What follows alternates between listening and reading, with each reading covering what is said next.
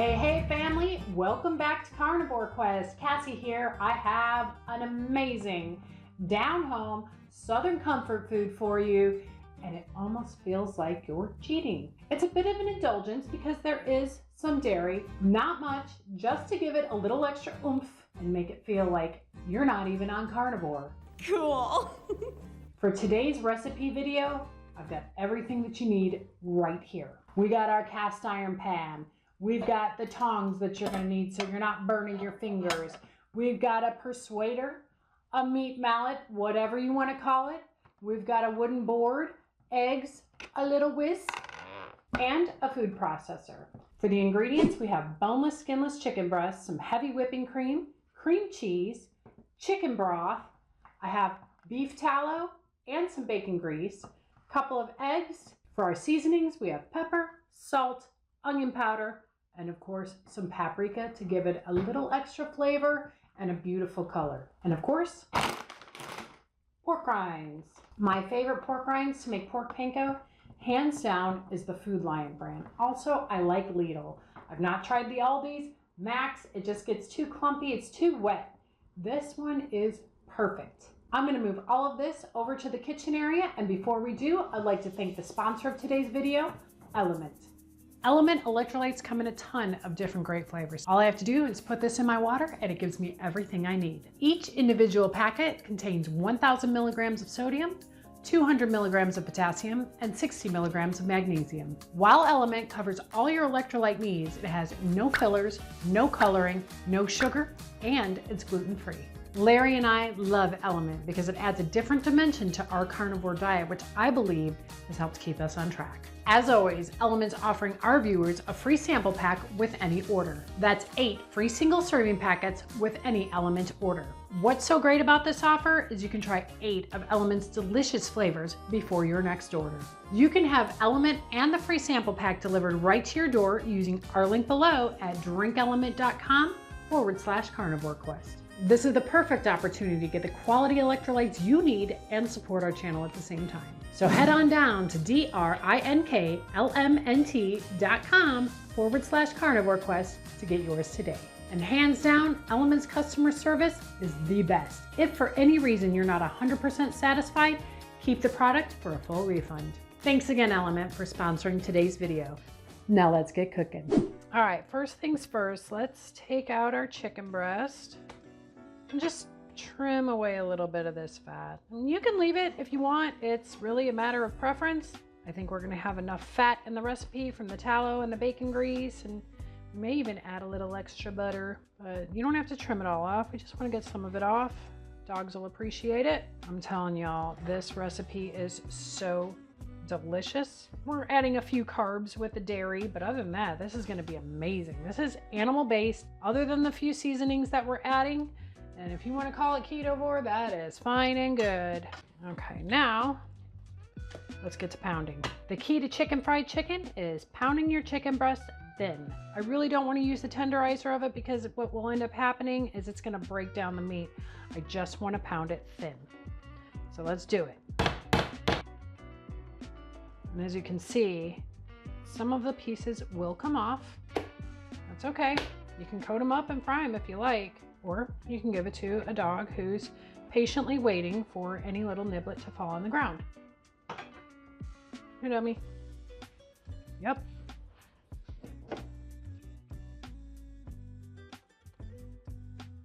Pounding it thin, not only is that part of the fried chicken, but it's gonna cook faster too, which is a good thing because pork rinds do tend to burn fairly quickly. Chicken breast has been pounded out nice and thin. Next step, we're gonna grind up some pork rinds. That's not gonna grind out. So just make sure you're keeping an eye on the pieces that you know. If you've done this before, you know exactly what you're looking for. You don't wanna overload the machine. Rinse and repeat.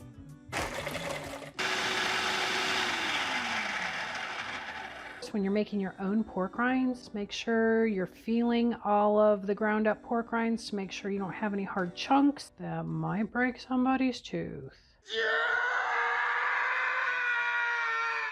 I gotta tell you, that was brutal. You can add as many or as little seasoning as you like. Of course, it's all seasoned to taste. So I'm going to put roughly half a tablespoon of onion powder, a couple cranks of salt. I love paprika. Not only is it going to give it a gorgeous flavor, the color.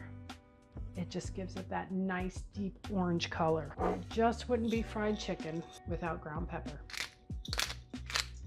Again, you can use as little or as much as you like. If you just want to go salt only, you can absolutely do that too. Give this all a little stir.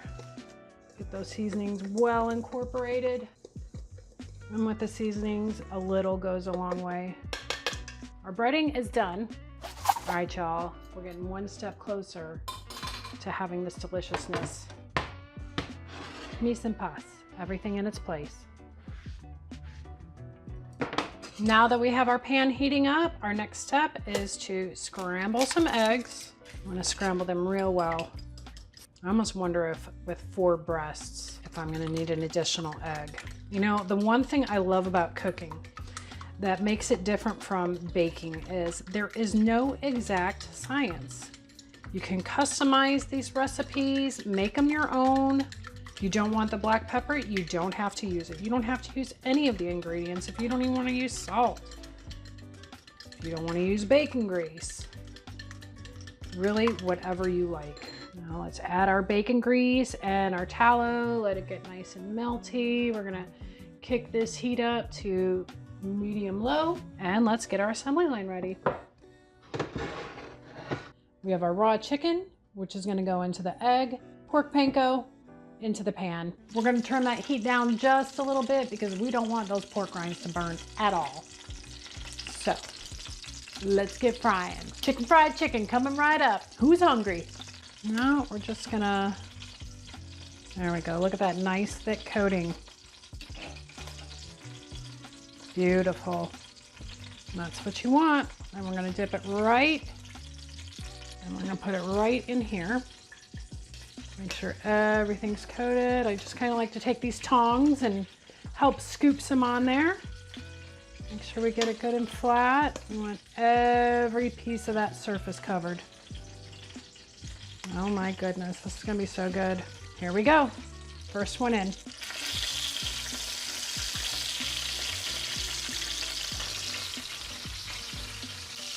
And of course you want to cook your chicken at 165 degrees. However, you don't want it overcooked. So we're going to pull it out at about 158. The chicken will continue cooking as it's resting.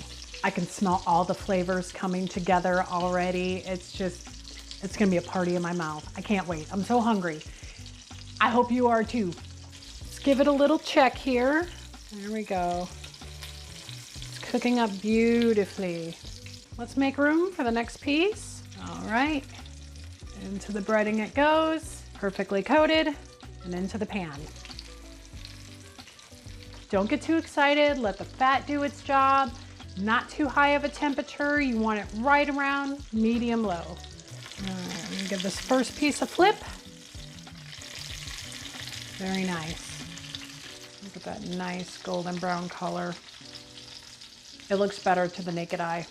I'm not even going to pretend that my kitchen isn't a mess. I'm going to flip this one and then check the other piece. Let's see where we're at. Carefully flip. You don't want any grease splashing on you because that burns a little bit. Okay. We're at about 115. We got a little bit to go, but it's over 100 degrees now and it should cook fairly quickly. And of course, the higher the heat, the faster it's going to cook. As you can see, this is a process and it's not about speed. But I guarantee you, all of this mess and all of the work is going to be worth every bite. It's not something that you're going to make every day. So enjoy the process. So why did the chicken cross the road? Because he didn't want to be dinner. Ba-dum-bum. There we go. I'm using these tongs because I don't want to rip any of that breading off. And then we're going to put it up here And the reason I'm doing this is because if you were to set it on a plate, what's going to happen is the bottom is going to get moist and it's just not going to be as crunchy and delicious. It's going to be more of a goo. Okay, let's pull it. All right, y'all, we're going to rinse and repeat. We're going to do this again 2 more times, and then I'm going to show you the next step. Now for the magic. This is what makes chicken fried chicken, chicken fried chicken. Okay, we're going to use the drippings on this pan, but not all of them. We don't need them all. I'm going to get rid of most of this. Don't worry, there's going to be plenty of flavor left. All right, now this pan is still hot, but we're going to want to keep the temperature on low. So let's start by adding our chicken broth. If you've made my chicken soup before, you know exactly where that broth came from. And if you haven't made my chicken soup, here's the card. All right, now let's add 4 ounces of cream cheese. And we've got a couple ounces of heavy cream. Again, this is cooking. It's not an exact science. So we're gonna add some pepper to it. Black pepper, although I do have a peppercorn medley that I'm using. Now you'll notice there's no other ingredients. It's the cream cheese, the broth, and the heavy cream. This will thicken up. We're just gonna let it reduce while it cooks. We're gonna let it go for about 10 to 15 minutes on a low heat. We're just gonna let all of that extra liquid evaporate. See it coming up right now? Okay, now let's add some pepper. I'm also going to add a little onion powder just to give it a little additional flavor. You don't need much. There's plenty of salt in the cream cheese. Now this won't be as thick as your traditional peppermill gravy, but it will definitely be as delicious. Probably better because it's lacking cornstarch and flour. You're just getting all the pure flavors from fat and the seasonings, and it's going to be delightful. Really, just make sure you're breaking down all of that cream cheese.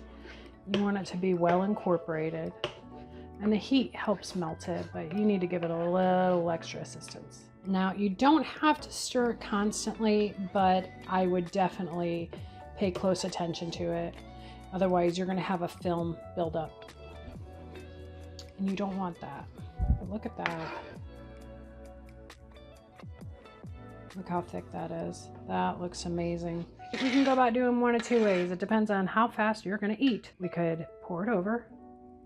And again, because of the pork panko, because of the moisture, it will get a little gooey. But I'll eat this fairly quickly. Or what I like to do, I'll put some in a little ramekin here. And then we can dip it. So there you have it, folks. Winner, winner, chicken dinner. Winner, winner, chicken fried chicken dinner. I'm going to enjoy a bite for all of y'all. Smells incredible. This is going to be so good. My mouth is a little... I had to swallow some of the saliva because my mouth is watering. It's going to be so good.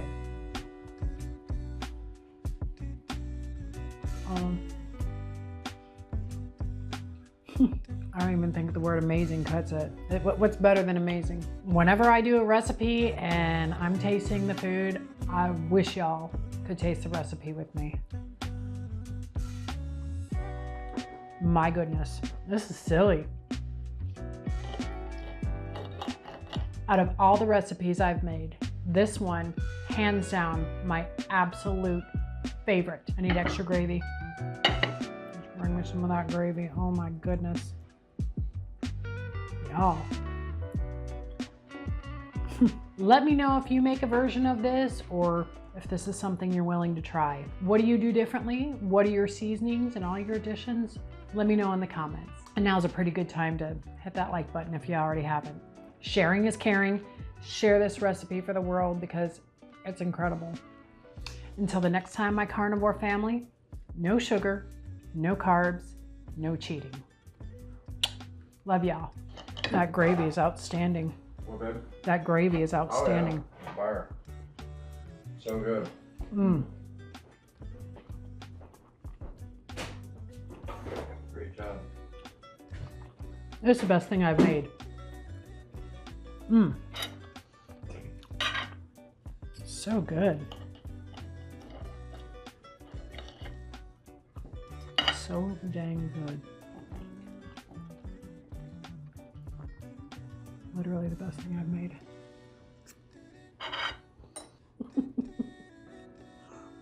Mmm. Dang.